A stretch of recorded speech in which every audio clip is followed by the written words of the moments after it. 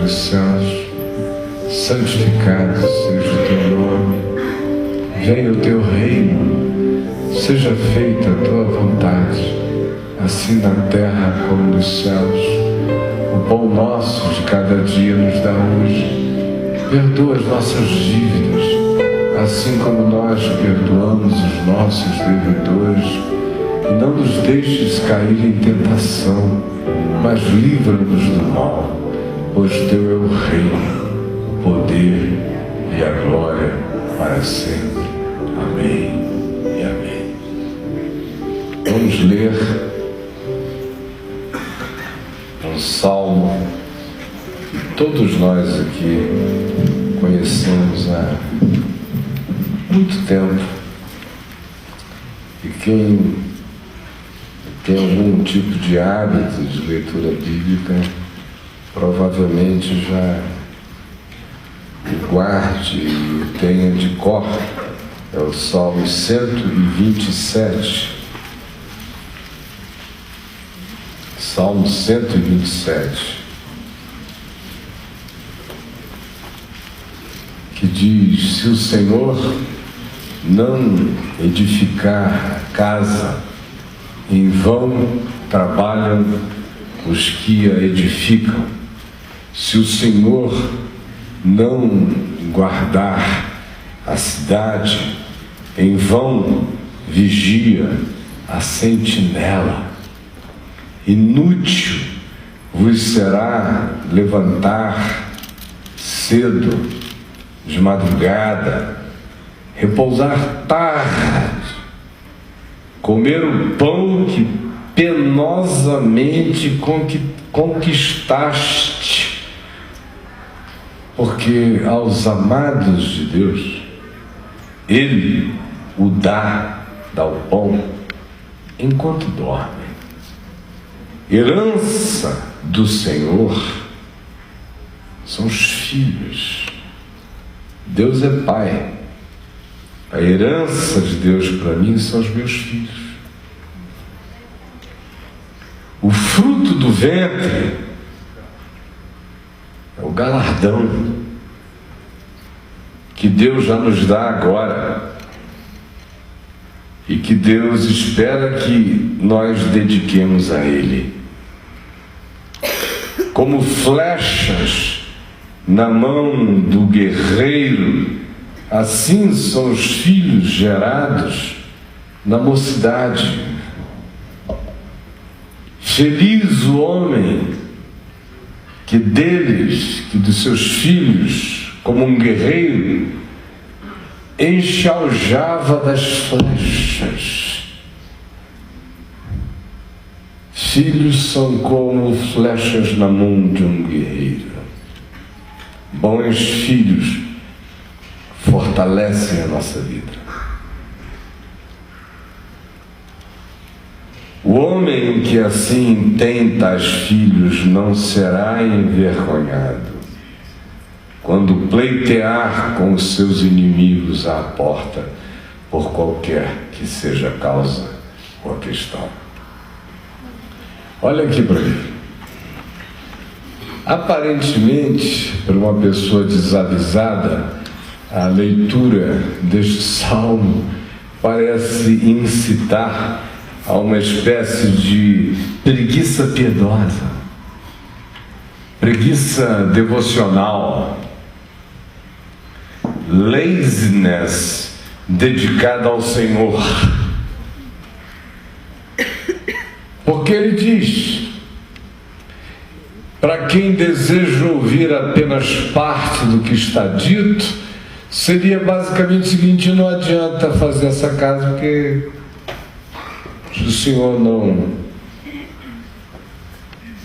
edificar, não construir a casa comigo, vou estar trabalhando inutilmente. De que adianta construir os muros de uma cidade se o Senhor disser que não vai acontecer nada de bom nessa cidade?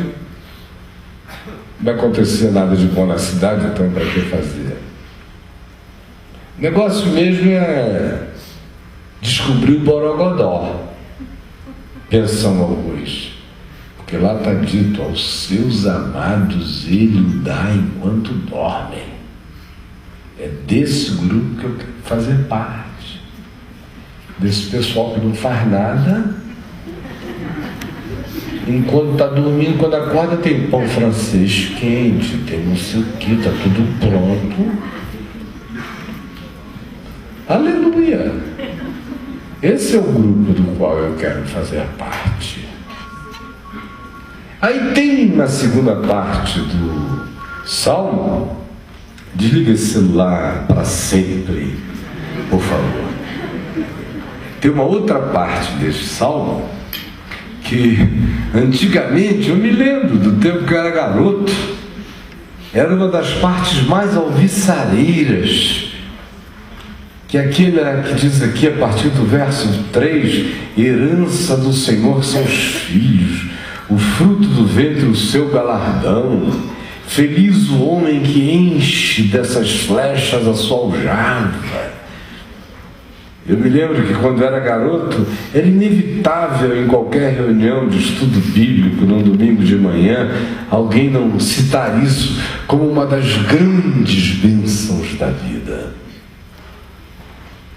Quanto tempo faz que você não ouve uma pessoa dizer que filho é uma bênção?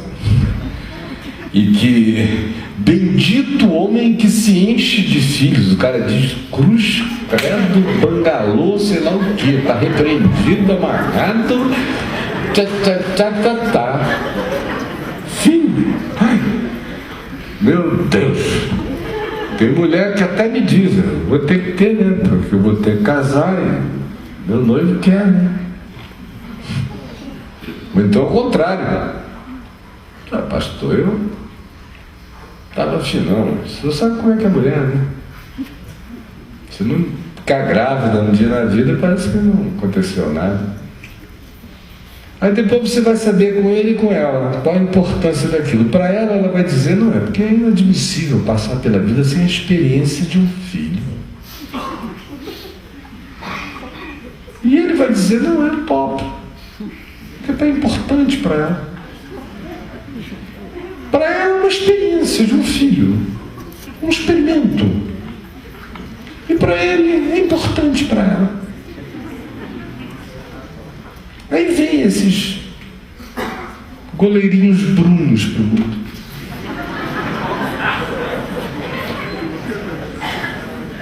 Nasce o macarrão.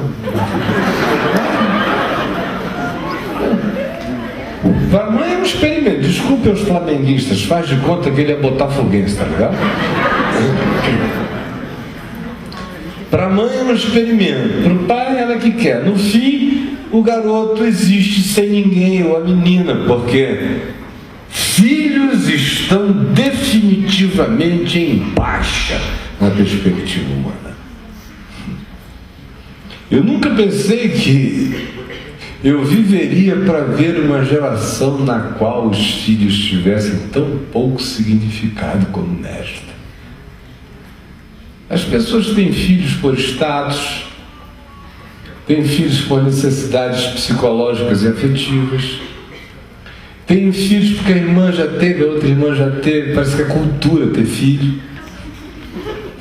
Ter filho. Ou tem filho porque o parceiro quer, ou a outra quer, mas nem sempre é um sonho comum. Ou tem filho porque tem um latejamento inconsciente de que a máquina orgânica tem que dar uma contribuição de clonagem para o planeta. Aí tem babá eletrônica, tem babá não eletrônica, que são essas de carne, osso e espancamento. Tem creches, que é uma entidade, não sei se vocês conhecem, que também absorve a criança da gente. Aí depois tem os professores, que são os sacerdotes, aos quais a gente entrega as crianças da gente. E de quebra-galho também tem um negócio chamado igreja, que também a gente entende que tudo quanto de bom possa acontecer na vida daquela criança para a qual no máximo a gente serve hambúrguer, vai acontecer se ela for levada ao templo, a caixa dos ramistas domesticados por Deus. E no final, o resultado é esse, que a gente vai vendo e observando todos os dias, com o surgimento de uma geração fragilizada, adoecida, despreparada para a agonia, para o tranco, para os conflitos, para a ambiguidade, para as ambivalências, para as relatividades, para as perdas, para as carências desta existência. Salmo que nós lemos, no entanto, se eu tivesse que resumi-lo e dizer acerca do que ele está dizendo basicamente o seguinte: em primeiro lugar, trabalhe, faça a sua parte na vida, mas saiba que toda a sua parte na vida só terá consistência se ela for permeada por uma consciência que, enquanto produz, reproduz a consciência de Deus em si, na obra que faz. Porque construir uma casa, desculpa, meu amigo, até castor constrói represa.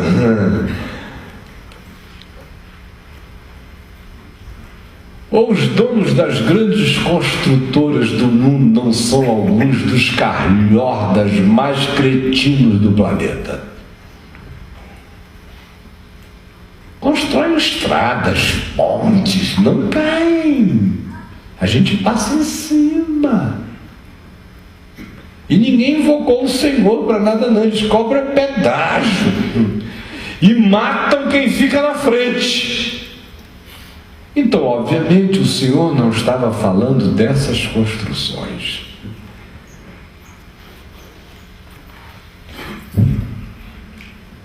O diabo pode construir o castelo mais maravilhoso deste mundo, ele pode durar milênios, pode perdurar mais do que a muralha da China, sem cair e sem Deus. Roma está lá. Até hoje. 2.850 anos de civilização naquela cidade ali. Bebeu o sangue de todos os apóstolos, de todos os profetas, de mártires, milhões. Está lá. Para ser visitada. Não acabou. A casa do Conde Drácula está lá. Quer fazer uma viagem à Pensilvânia? Não caiu. Então, do que o Salmo está falando quando diz que se o Senhor não edificar, em vão trabalham os que edificam? Se o Senhor não guardar, em vão vigiam os que vigiam.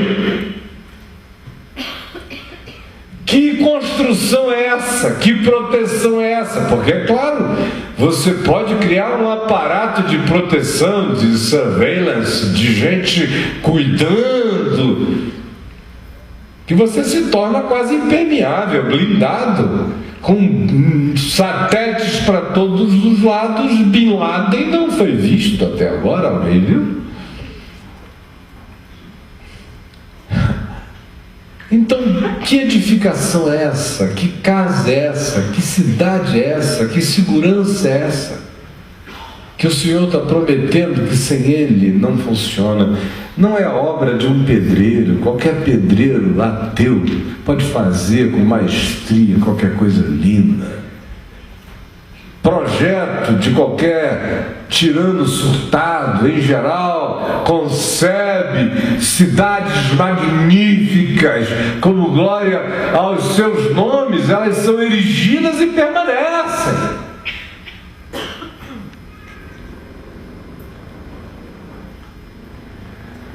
A palavra-chave aqui nesse salmo não é impossibilidade, é inutilidade. Não é impossível, é possível, é factível, construível. Qualquer um pode fazer. Levante, ande, trabalhe e faça. Mas a ênfase não tem nada a ver com a impossibilidade de fazer uma cidade. Não tem nada a ver com a impossibilidade de guardar alguém. Ele está falando de algo muito mais profundo. O que ele está dizendo é: cidades podem ser construídas, mas serão polis inúteis, porque não haverá vida dentro. Casas podem ser erguidas, mas não haverá lares dentro. Cidades amuralhadas e bem protegidas podem ser levantadas, mas nem por causa disso as mentes viverão em paz.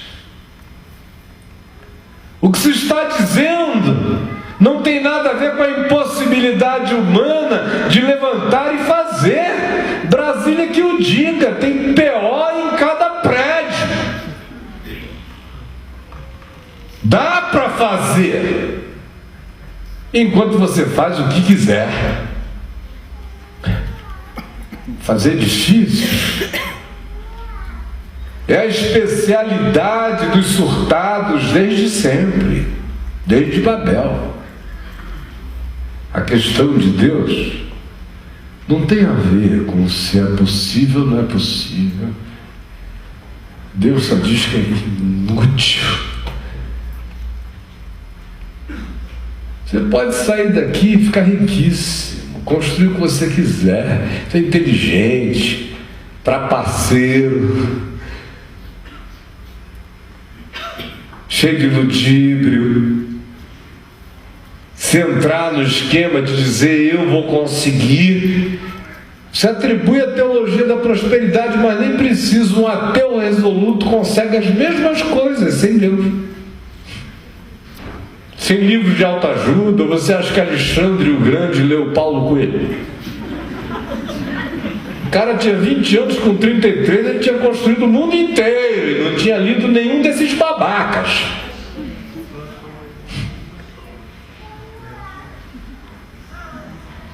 Qualquer doido domina o mundo.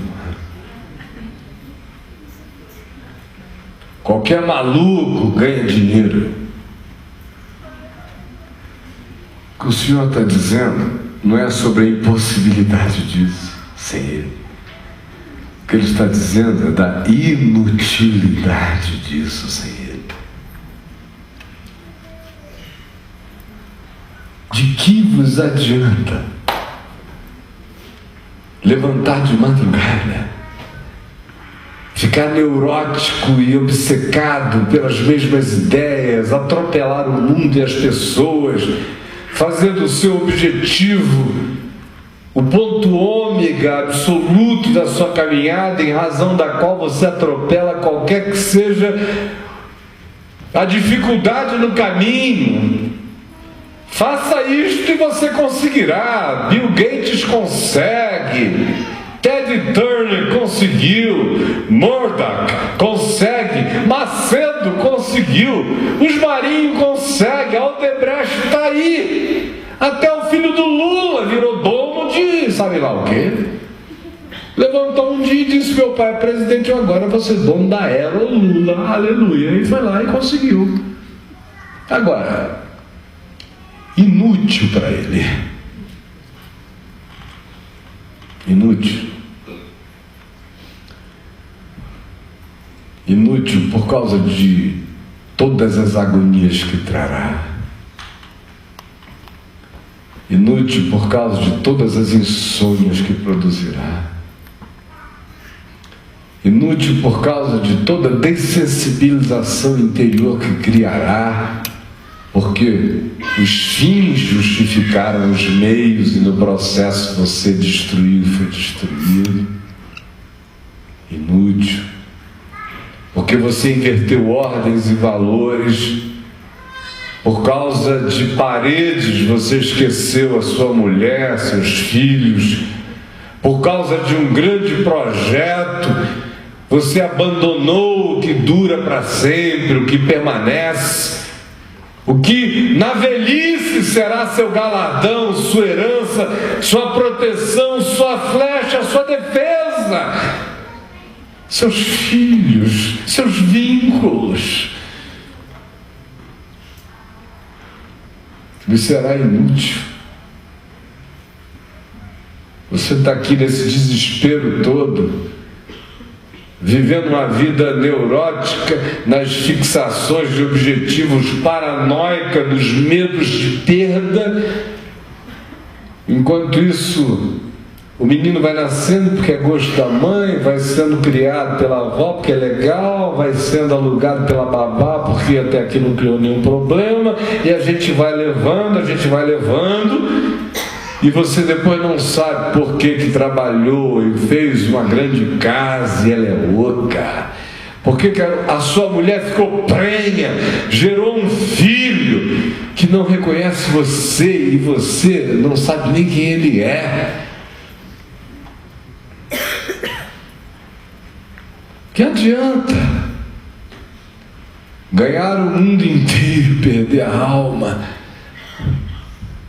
E alugando o ser da gente para projetos e projetos, quando na realidade ninguém come cidades, ninguém engole casas, ninguém saboreia sucessos conquistados para sempre. Chega uma hora em que a vida esmaga todas as nossas ilusões. Todas. Aí só vale o que era útil, não o que teve a fanfarrice das expressões visíveis, mas que não construiu nenhum significado interior. Aí não é de admirar que o Salmo diga: tem que edificar, claro, tem que vigiar, claro, quem não trabalha, que não coma.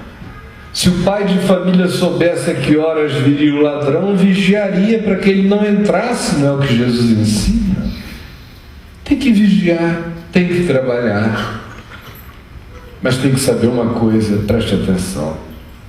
Olha o que o livro de Eclesiastes nos diz, e que a gente tem esquecido com uma frequência extraordinária sobre o todo da nossa vida. Eclesiastes capítulo 2 nos diz o seguinte, versos 23, 24 e 25: porque todos os seus dias são dores, e o seu trabalho desgosto. Até de noite não descansa o coração preocupado. Quem é que pode comer? Ou quem é que consegue se alegrar? Claro que você consegue a ingestão. Ele está dizendo é do prazer. Claro que você consegue beber. Ele está falando é do gozo. Como ele diz a mesma coisa a respeito das simplicidades dessa existência, que são aquelas que dão significado à nossa vida. Sobre os muitos trabalhos e a ilusão deles, o capítulo 5 de Eclesiastes, verso 3, nos diz: porque dos muitos trabalhos vêm muitos sonhos. E você fica perdido, e quanto mais o indivíduo se entrega ao trabalho, mais surge na cabeça dele o potencial de se tornar alguém que se conecte megalomanamente a tudo que possa sambarcar. Eu sei disso porque eu já fui um homem de mais trabalhos do que a maioria dos homens que eu já conheci na face da terra, e eu sei que quanto mais você ocupado fica, mais ocupado você se torna. Quanto mais você tem, mais se lhe dará. Quanto mais você pode, mais de você se demanda e não tem fim.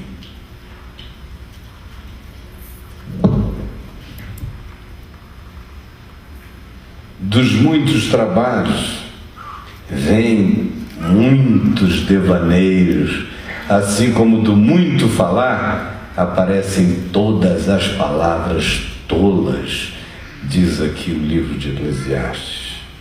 E agora, no capítulo 9, no verso 9, preste atenção. Goza a vida com a mulher que amas. Tem gente que tem mais gozo numa casa do que na mulher. Meu irmão, faz amor com cimento, massa assim, traço 1. Faz, se você quiser vai lá em casa, arranja um traço de concreto que você vai ficar naquela para sempre. Concretado e santo. Ama mais a casa que a mulher. Carro não tem concorrência, não tem mulher aqui que ganhe de carro. Olha, quase tudo que homem que eu conheço é boiola.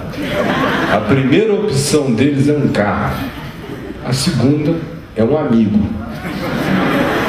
a terceira é o bar no dia do jogo do time, e a quarta é a mulher quando ele não aguenta mais suas necessidades viscerais. Tudo boiola. Se alguém pensar em contrário e quiser me encarar lá fora e dizer que eu estou mentindo, me procura, porque eu terei prazer em saber qual é esse homem.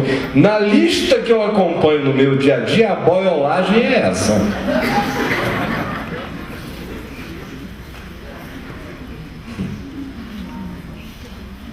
E as mulheres sabem que eu falo a verdade e não minto. Vocês não têm certeza que eu estou praticamente certo? Não vamos absolutizar, porque todas as regras têm suas exceções. Mas é o que eu vejo no dia a dia, o que elas me falam. Elas vão lá em casa me queixar, se queixar é disso, elas me escrevem o tempo todo por causa disso. Eu só posso pensar que são boiolas. 11 homens correndo, 22 atrás de mais do que a mulher. Um bar com um bando de barbado, cerveja rolando o dia inteiro.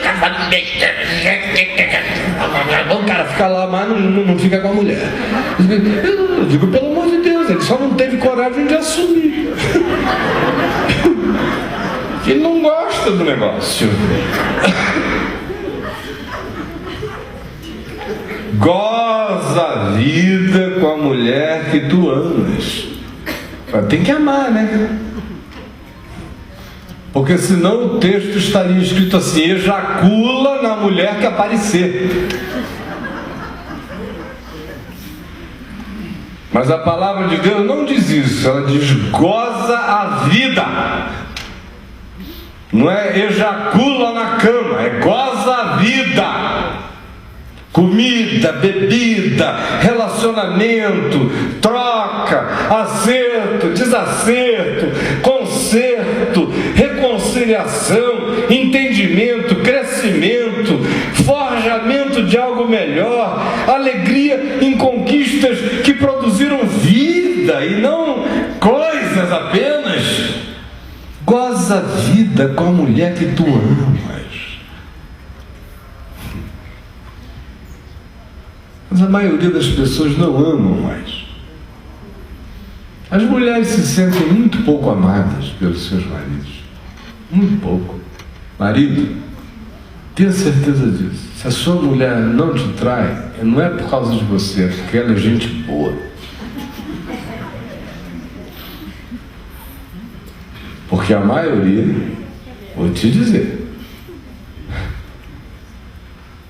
as que não vão porque são legais.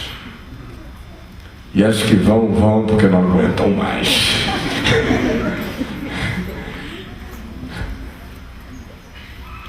Goza a vida com a mulher que tu amas. Agora, a mulher sabe quando é amada e quando não é amada.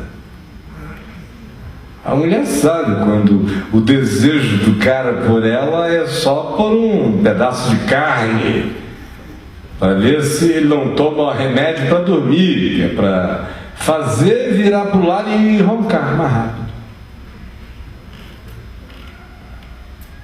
Goza a vida.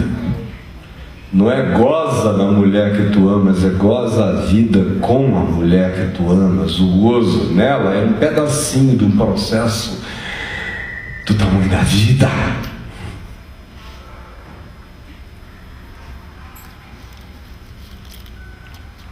Todos os dias da tua vida fugaz, não tira férias desse desejo de gozar a vida com a mulher que tu amas, todo dia. Há homens aqui que têm que admitir que ficaram psicopatas do ponto de vista da afetividade relacional, conjugal.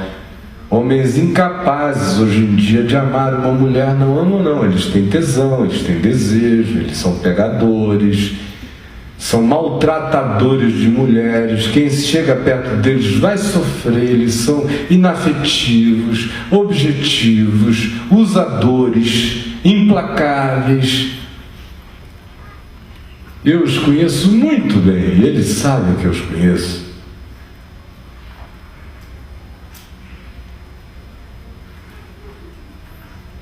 Sabem. E eu faço questão que cada um saiba que eu os conheço.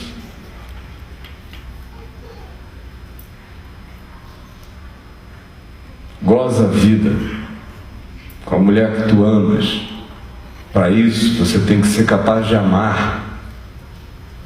E a maioria dos homens está perdendo o poder de amar. As mulheres estão, que tem isso muito mais instintualmente estabelecido, até pela maternidade, que já vem inata na maioria das mulheres. É preciso que haja elementos frustrantes para que o elemento inato da maternidade se iniba, do contrário ele aparece. Mas até as mulheres estão ficando incapazes de amar. Os homens já caíram na objetização há muito tempo. Os caras não amam os filhos. Quando acaba o tesão na mulher em que eles fizeram 2, 3 filhos, a bichinha tem que ir para a delegacia, tem que pedir ajuda a Deus, igual a viúva pobre junto ao juiz iníquo, para ver se o cara socorre, paga uma pensão, a visita, vê os filhos. Não me procurem para buscar aconselhamento nessa hora, porque eu vou botar você correndo lá de casa. Eu não tenho nenhum respeito por homem que fica discutindo comida de filho. Eu estou falando sério, todo mundo que me conhece aqui sabe que não tem conversa fiada saindo daqui. Você tenha esse tamanho ou 3. Você e nada é a mesma coisa. Tem dentro de mim aqui um negócio que não sofre de medo nenhum e tem um compromisso visceral de dizer a verdade sempre. E apareça quem queira me intimidar. Não apareceu até hoje. Estou aguardando. E é só evangelho que eu prego, sem medo de atropelar a mentira. O estado no qual a gente está ficando é esse. Aí você constrói a casa, mas tem até uma lareira. Mas sabe de onde é que vem a palavra lareira? Vem de lar. É o calor do lar. Tem casa, mas não tem amor, não tem calor do lar. Tem uma cidade amuralhada, tem vigilância, mas não tem paz no coração. Gera filhos, mas não os considera a herança de Deus para ele. Já viram como é que os pais pensam nos filhos hoje? Fazendo conta. Mais um filho, quanto é que vai me custar até o fim da universidade? Vai ficar fazendo conta. Pelo amor de Jesus Cristo. Eu teria vergonha que um filho meu pensasse que eu fiz uma conta a respeito de quanto ele vai me custar.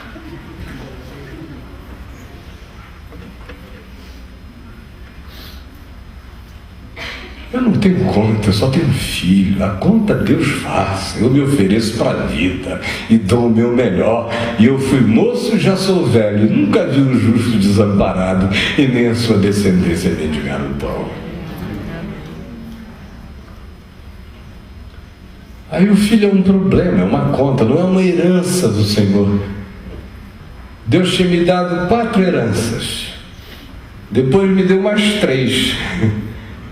Agora eu tenho 7 heranças. Eu fui ficando rico à medida que eu fui tornando pobre. Cada vez mais. Sou rico. E tenho uma herança que já está no céu, intocável. Meu filho Lucas, com esse ninguém mexe. Ainda tem 6 aqui que a gente se preocupa, ora, ajuda, estimula. Todos são herança de Deus. Para nós. São galardão. Se perguntar, Caio, qual é teu galardão na terra? Você pensa que eu vou dizer o quê? Meu ministério? Deus me livre. Caminho da graça? Está brincando? Eu aqui no meio de vocês, eu sou um garçom. Eu vim aqui para servir a palavra da vida, o meu trabalho de garçom.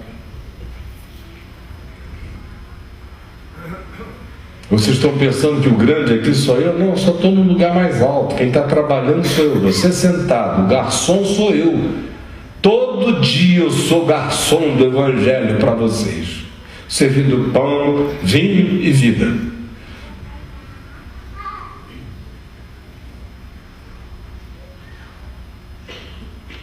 Agora o que é importante? Qual é o meu galardão? É o meu site? Seja bobo. Foi tudo que eu já fiz na vida aos milhões? Não seja tolo. Eu tenho um galardão chamado Ciro. Tem outro chamado Davi. Tem outro chamado Lucas. Tem outro chamado Juliana. Tem outro chamado William. Tem outra chamada Bruna. Tem um outro chamado Daniel. Tem uma chamada Helena. Tem um chamado Mateus. Tem um outrozinho chegando chamado Heitor. E eu estou pedindo aos meus filhos para não pararem de encher a minha aljava de mais flecha. Porque nessa hora em que está todo mundo com medo de filho, eu quero muito filho, eu quero muito neto. E eu não serei envergonhado quando eu pleitear com qualquer inimigo à porta. E eu sei que todos eles crescerão para virarem flechas afiadas, para serem parte do meu escudo, da minha vida. Meu galardão é esse. Deus me deu uma facilidade enorme para ganhar dinheiro, sabia? É porque eu não dou a mínima para dinheiro. Nunca vendi um tostão, mas nesses 36 anos de vida eu já levantei milhões e milhões de dólares. Se você somar, talvez eu tenha levantado quase $500 milhão. Para causas de pobreza, para pregação do Evangelho, para não sei o que. Eu não tenho uma casa, não tenho lugar nenhum meu, é tudo alugado.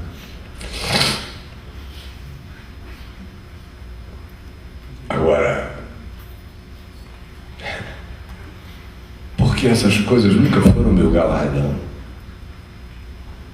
Eu fundei e dirigi uma organização chamada Vinde, que durou 20 e tantos anos. Nunca comprei um prédio para ela, porque o custo-benefício não se justificava.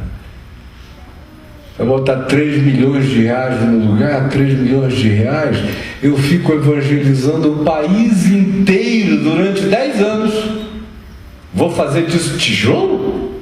Cara, gente. Gente. Se laçarem. Eu só saio daqui se nos expulsarem.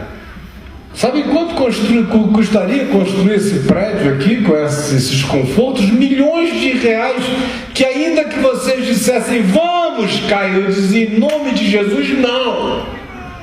Porque o mundo passa e os laçalhos passam, e assim a sua concupiscência. Mas pregar o Evangelho de Deus e plantar a eternidade nos corações permanece para sempre. Qual é meu galardão? O galardão é minha mulher, com quem eu gozo a vida. Até quando a gente chora, até quando a gente se luta. A minha herança. Quanto mais a minha mulher me amar, mais poupança eu tenho. Quanto mais meus filhos me respeitarem e me amarem, mais rico eu serei. Quanto mais os meus netos crescerem para olhar para mim e se inspirarem em mim, mais glorioso eu me tornarei.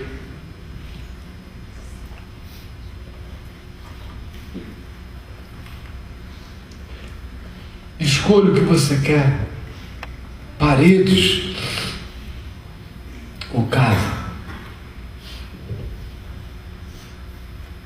cidades e proteções ou paz.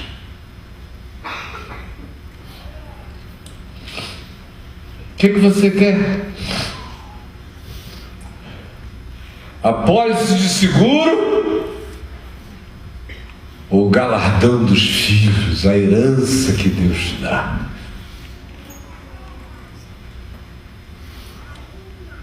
Agora, isso não é uma obrigação para ninguém. Há pessoas que estão em melhor situação se não gerarem filhos, porque quem não tiver amor e perseverança não deve entregar-se a essa empreitada.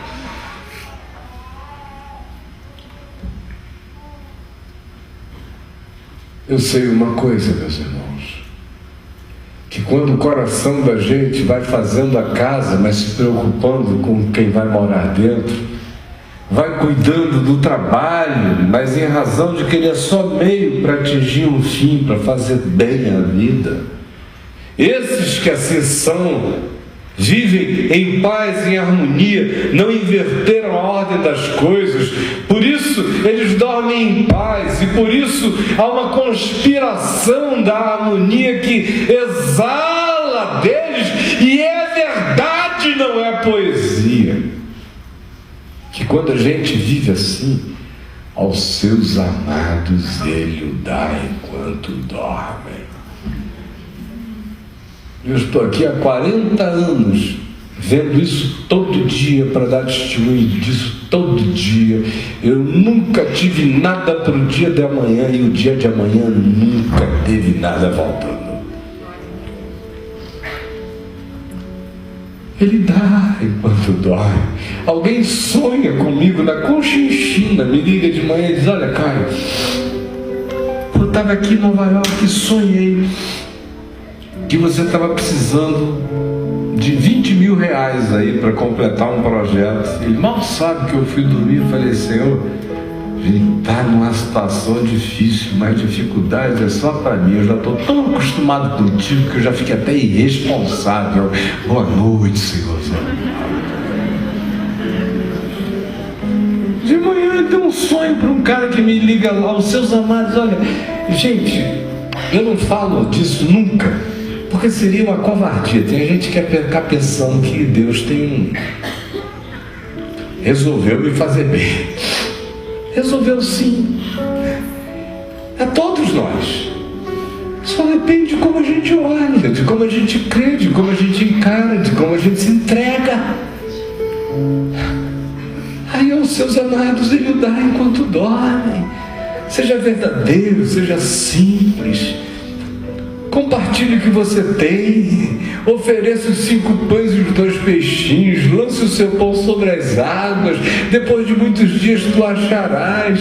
Reparte com 1, com 2, com 3. Semeia para o norte, para o leste, para o oeste. Tu não sabes de onde vem o bem, então semeia em todas as direções. E não inverta as coisas. Paredes são paredes. Empregos são empregos, salários são salários, vida é outra coisa. O corpo é mais do que as vestes, assim como a vida é mais do que o alimento, assim como a casa não é a construção, é a relação, assim como o trabalho não é o salário, é o prazer produtivo, assim como gerar filhos não é uma fenomenologia entre espermatozoide e óvulos e 9 meses de útero, não. Gerar filhos é um processo contínuo de um parto sem fim. É se alegrar na sua imagem e semelhança no seu filho e imaginar que ele pode ficar melhor que você pode se melhorar nele. Filhos são esse galardão que Deus dá e diz: olha, você pode se melhorar nele.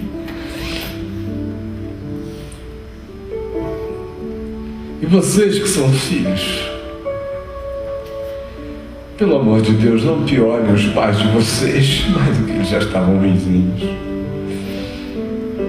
Se devolvam a eles como um prêmio de Deus, como uma bondade de Deus, como uma graça de Deus. Pelo amor de Deus, chega de brincadeira. Por que você não se levanta como filho e diz: chega de viver morcegando, eu agora quero dar fruto para o meu pai, para minha mãe. Não tem nada mais prazeroso.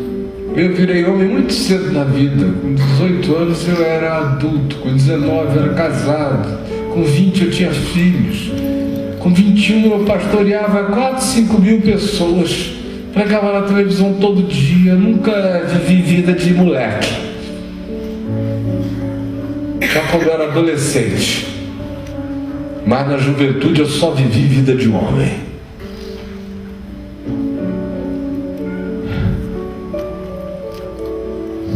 E que alegria eu tive. Como eu dancei quando meu primeiro filho nasceu, sozinho no corredor. Só eu e Deus, eu dizendo: obrigado, Senhor, por esta herança.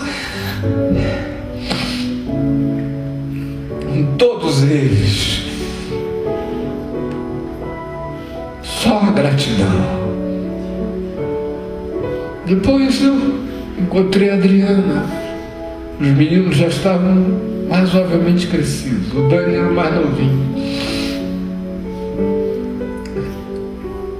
Mas daqui a mais, acho que 5 anos, o Dani já vai ter vivido mais sob o meu peito do que fora dele. E a vida vai passando. Daqui a 10 anos a Bruna já terá vivido muito mais tempo comigo do que sem mim. E a vida não precisa de muito tempo para você incluir as pessoas. Não depende dela, só depende de você. Ah, pelo amor de Deus, se eu posso incluir com amor quem eu não gerei, como é que você não consegue incluir com amor quem você pariu?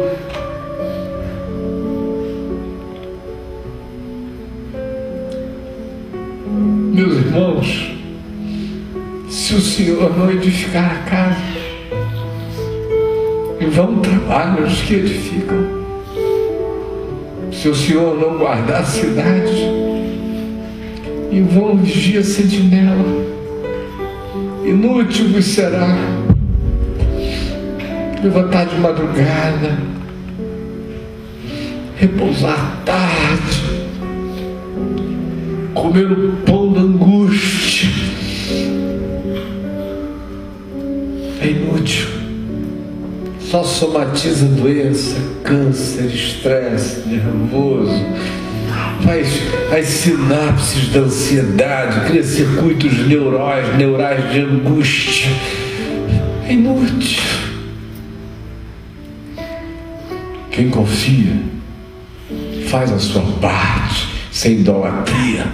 Quem não inverte as ordens, quem não põe o prédio na frente do lar, que não põe a cidade na frente dos filhos, que não põe o dinheiro na frente do galardão que Deus me deu, que é feito de gente, de amor.